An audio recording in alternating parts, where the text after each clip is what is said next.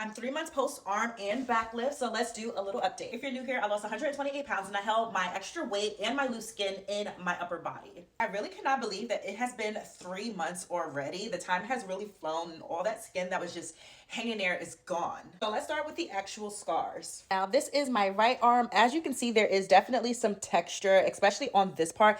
I rest my elbow down a lot and I felt it kind of like spreading. So I'm not surprised that on both sides, they're a lot thicker than they are as you move down my arms. Also, I've never suffered from keloids, but just because you've never had a keloid before, it doesn't mean that you can't have one. So I don't know if my scars are keloids or hypertrophic, which is similar but different. But like I said, this is the right arm down to my armpit. I never got any splits in my armpit down to my lateral chest wall. I'm gonna show you my back here in a second. And then this one here is my left arm down to my armpit and my lateral chest wall. Now let's move on to my back. It has not changed at all in these last 3 months. It has always been like this. It hasn't spread, it hasn't grown, it hasn't raised. It's just always looked like this. I still sometimes deal with, I want to say puffiness, not swelling. It still is swelling, but that's just to separate the two. I feel it like sometimes right around here and then on the tops of my arms. I have full range of motion again in my arms. Like I can't remember when it came back, but